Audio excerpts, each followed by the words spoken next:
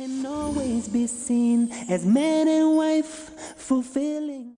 Assalamu alaikum wa rahmatullahi wa barakatuhu. And welcome back. And we will be talking about the produce section as we have promised. Have you ever seen people trying to buy a tomato? Like when they go to the market, you're trying to buy a tomato. What do people do?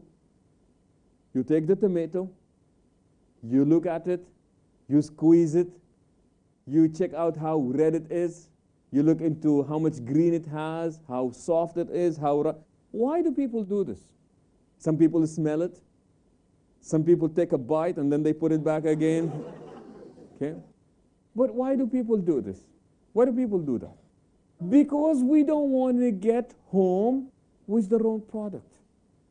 We don't want to go back home to find out that, oh, the tomato that I just bought is a bad tomato. Then you get in trouble with your wife for buying bad tomatoes. Okay? So we do this. We do it with the tomatoes. We do it with the mango. We do it with our clothes. You buy your clothes. Have you ever seen a woman trying to buy clothes? They take that dress and they examine it a bazillion times. They put it on. They show it to their friends. Then they take it and show it to their neighbors. And then they come back to the store, right? Why is this? Because nobody wants to end up with a bad product. And sadly, sometimes we invest more time buying a tomato than we invest in finding our life's partner. We end up investing more energy in making sure that we end up with the right dress than we do invest the time and the energy in finding our life's partner. Have you ever seen people going to buy a car? Have you ever seen a person that just walked into the lot of the dealership and said, I like that one. How much? The dealer will be surprised. What do people want? Well, would you like me to tell you anything about the car? No, I just like it. Nobody does this. You go in there, they open the hood, and you look into it, and they tell you about the specifications of the car. You even want to test drive the car, and you want your pictures taken when you are in the car to see how good you look in it. Then you change your mind because you don't look so good in that car. But it seems like anytime we are about to buy anything, we invest. Be it money, be it energy, but we invest. When you decide to go to school, you just don't jump into any school. What do? You check out the reputation of that school. You check out how good that school is. You check out the standards of that school. Why? Because you are about to invest. But what happens when you are about to invest in the most critical decision that you will take in your life? Why don't we invest enough? So what happens is that we end up with the wrong people. Okay? Now, so what are or who are these 10 types of people that we want to avoid? Just a quick recap. We either end up in the wrong relationships for the wrong reasons, or we end up in the wrong relationship because we have ended up with the wrong person. So who are the wrong people that we do not want to end up with?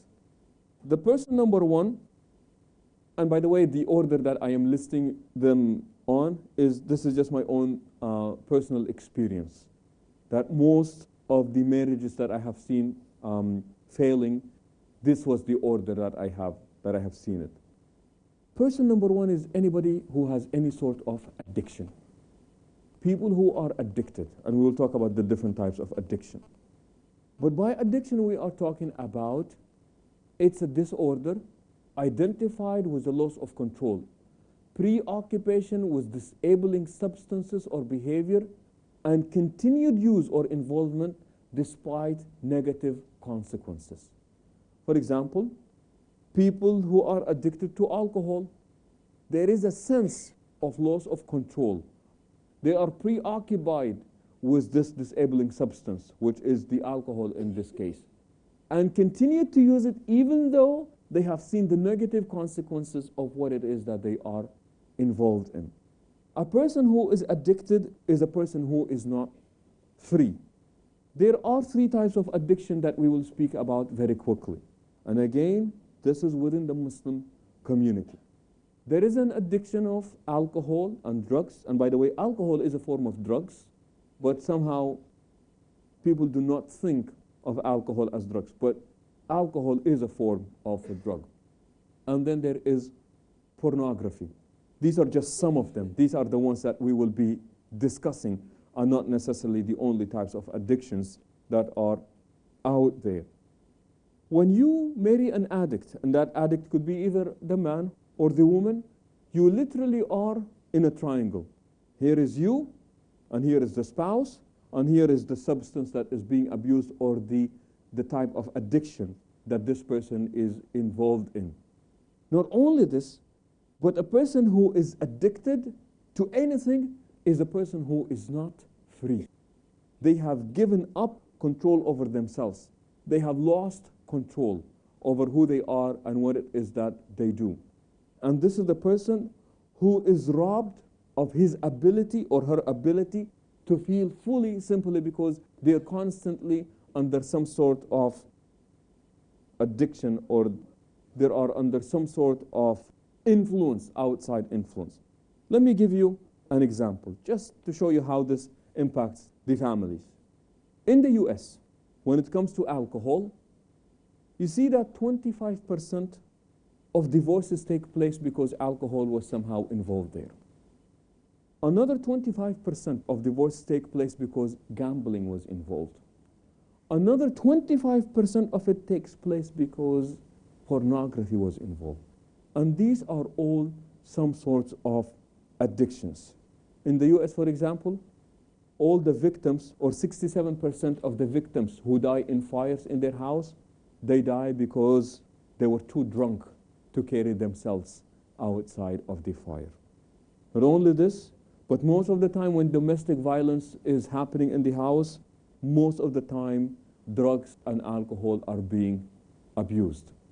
The same thing happens with pornography, and the same thing happens with drugs, and the same thing happens with alcoholism. And sometimes, if we come from a background that believes in the myth of, you know what, love is forever, even if my husband or my wife is involved in something like this, then it does not matter, then we are setting ourselves up for some serious trouble in life. I remember one sister, she came getting married, and you know, sometimes sadly, you can almost look into the situation and say, this marriage is going to go nowhere. Because this person is setting themselves up to be hurt. This person wants to play the hero. So this person comes, she was fully aware that he is an alcoholic. I did their marriage for them. 3 years later, they came to get a divorce. And as we are sitting down, before we grant the divorce and people sign the papers, I ask, you know, is this really final? Is there a room for reconciliation? Can I help as a counselor? And she immediately said, we're getting divorced because of his alcoholism. We have tried and it's going nowhere. He is just draining me out of life. He has sucked the life out of me, and that's it. I have to move on with my life. But it was so sad because this person has invested 3 years of their lives in this relationship that went nowhere. She has really wasted 3 years of her life. The sad part is she was aware of it from the very beginning. She knew the person was an addict. He was an alcoholic. Yet, she went along with it. What were you expecting? It does not matter how much you love that person. If they do not want to change, you cannot change. It does not matter how much you want them to change. If they themselves do not want to change, guess what? They will not change. So an addict is a person that you do not want to get involved with. Same thing goes to a person who is involved in gambling. Very successful engineer. I think he was even a biochemist engineer. That, mashallah, had his own house, had a beautiful family, beautiful children, and he was just doing very well in his profession. So one day, they decided to go to Las Vegas. Las Vegas, you know, is a big gambling city in the US. You know who built Las Vegas? Lots and lots of losers. Okay? So he went there, and somehow he got into this gambling. And he just loved it. And he became so obsessed with it that he didn't even come back with his family. He remained there. He lost all the money that he had in the bank. He maxed out all his credit cards. And he even gave his house as a collateral to feed into this addiction. The person lost his family. Why is this? Because an addict is a person who is not completely free. This is the person that has given up control over their lives to the substance that they are addicted to. We will continue next time we meet, inshallah. Thank you for being with us. And until we see you, we say so long and assalamu alaikum wa rahmatullahi wa barakatuh.